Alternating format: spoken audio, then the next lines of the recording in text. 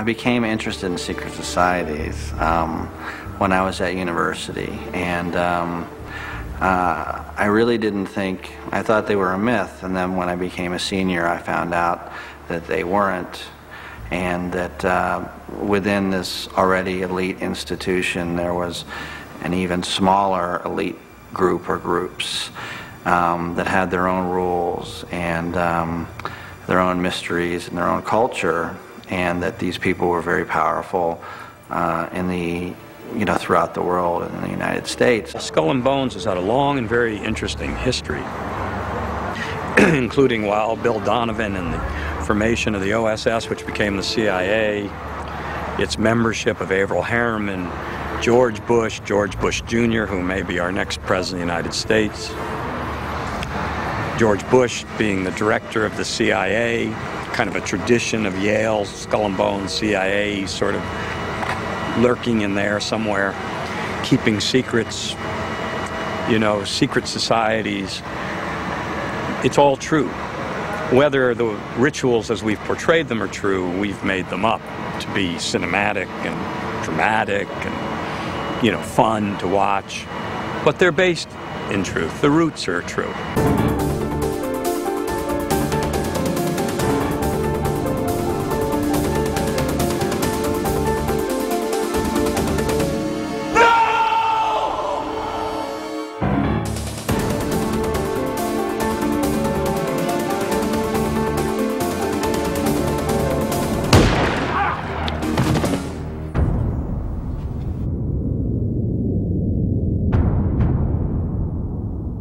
The skulls are actually, in real life, the skull and bones, and they certainly exist, and they exist at several different Ivy League institutions, but the great-granddaddy of them all is the Skull and Bones, founded in 1832. And the parallels are vastly different and hugely similar. And there's only so much that anybody knows about what goes on within the hallowed halls of the Skull's tomb. So what we do know, we tried to incorporate into the film, and then we dramatized, fictionalized after that. As scary as it is, you have to remember this is just a movie, and it couldn't always be this bad. I mean, this is just someone's story, and this just happens to be, a way of the writer showing the dark side. When you look at this, you see it's a moral tale that friendship should not is so precious that it should not be, like, money can come along, and money is very enticing, and you think it's going to change your life, but it can. I mean, that money is the root of all evil. But in a strange way with this movie, it kind of is. You don't get anything for free. What's so interesting about the film is that everybody parallels each other. All the characters really do. The acting as if the ends justify the means, thinking that their ends are the ends that are the superior ends to attempting to achieve something. You and I are Maury's, right?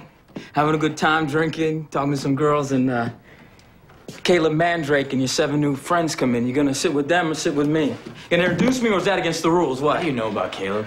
You see, Chloe's already on first name basis. No bullshit, Will. How do you know about Caleb Mandrake? Call it a guess.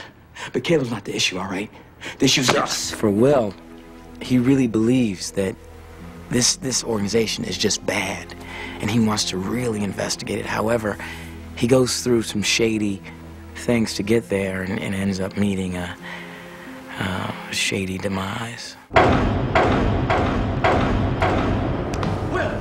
Will, help me! Somebody help me! Luke and Will and Chloe they're all each other's touchstones. And when Will is out of the equation, I think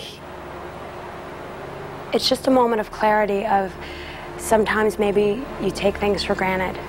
Like you get in stupid fights over something really, really dumb.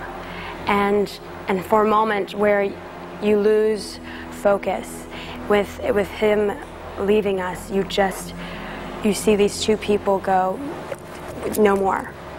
and we're much stronger as a team, and you really see them band together, and you see their strength so much as a team, and you really see that support, and it's so beautiful, and they realize that they're in love with each other. You got me involved, I'm involved. I can't move forward if I think that you're in danger. I'm gonna Please. be there for you, okay? Do you understand what these people are capable of? I do understand, These people will okay? kill you. I'm in love with you.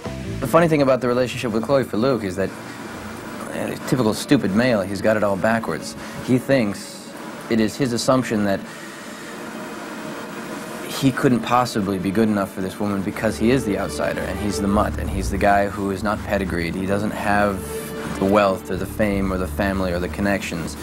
And he sees his indoctrination into the Skulls as the door opening for him being able to finally say, hey, here I am.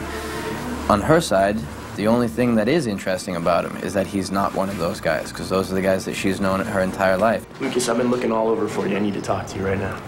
Chloe, this is Caleb Mandrake. We've met at Exeter. Luke and Caleb, they're so opposite in where they come from and who they are. And that's why they attract and they bond the way that they do. Lucas is self-made, and he's done everything on his own. Nothing was handed to him, and Caleb respects him for that.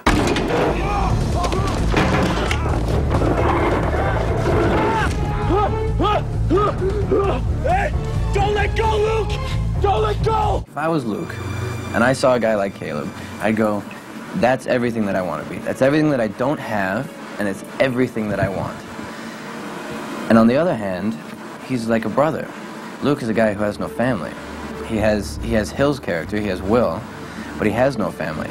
And he sees, he sees this cool guy. He sees the man who welcomes him with open arms, and he goes, hey, this guy's my family now. This is where I've always wanted to be. This is, if I could have painted you the picture of what my brother would have looked like, it'd have been this guy. So I think that's why the world of the Skulls is so seductive. Because they tell you, hey, everything that you've dreamed of, we got it. It's right over here. Come on in.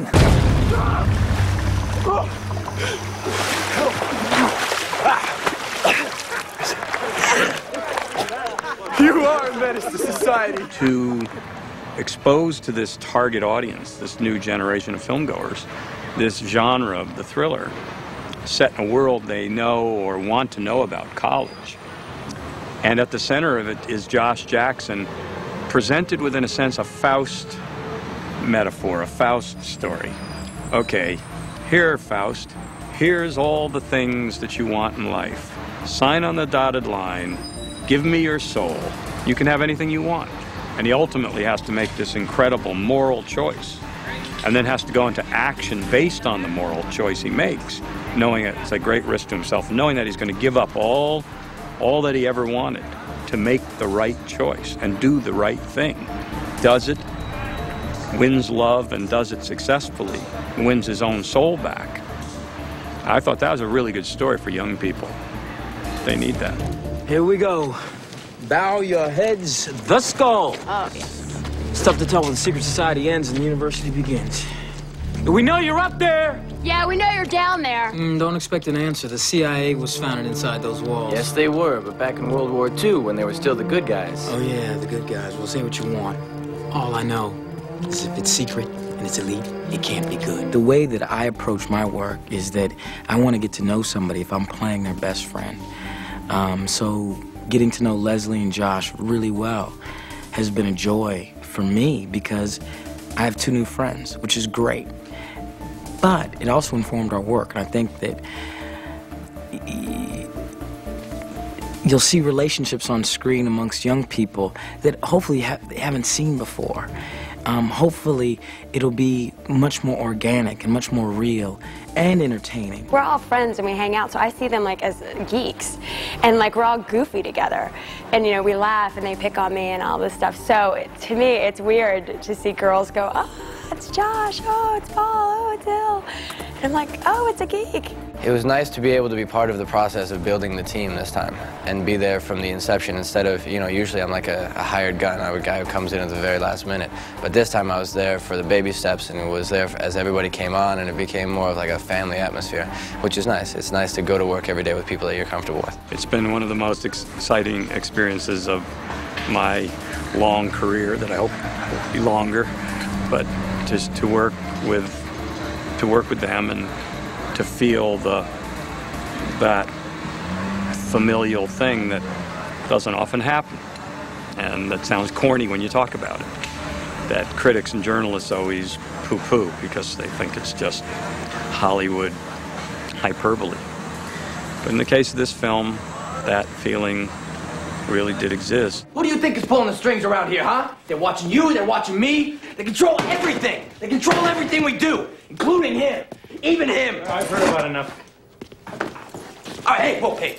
You guys stay back. Keep them back. Listen, hey. You're working with fresh, optimistic people, not jaded by this industry, not broken by failures and disappointments, just ready to tear life, you know, with their teeth, rip it right out and get a good chunk for themselves, and open to ideas and open to trying things and not setting any bad patterns yet or old habits, not relying on a bag of tricks. And that's been a great thrill for me. And to be put in an environment with a guy like Rob specifically, who is he is absolutely the leader of this movie. He is the helmsman. A guy who has the strong desire to tell stories with messages and with story that don't just work on one level and aren't just, you know, the young kids in a slasher movie or whatever it is. So, yeah, it is Rob's influence, and it is nice to be a part of that group. The thing that goes through my head more than anything else is, I don't know, I feel like I really worked with a director that I really clicked with. And when I talk to my agent, or I talk to my representatives back home, the thing I say over and over again is that I either want to work with Rob again, or I want to work with someone just like him. I felt so safe with Rob Cohen. I never really felt, I mean, I totally felt challenged every day I went to set, but he made it, he always would say to me, he was like, jump off the cliff, I'll catch you. Make choices, take risks, but we're here, I'm here with you, this is a team effort. And knowing that, it didn't become a challenge, it became, what are we going to do today? Every day I've gone back home and I've said to myself, you know, Josh really outdid himself today. He took chances. And my job was to set the context in which Josh and Paul and Leslie Hill, they would take the chances because they knew that no failure would ever be criticized, that there was a safety net underneath them, meaning me, that would never let them fall through, never let them look foolish.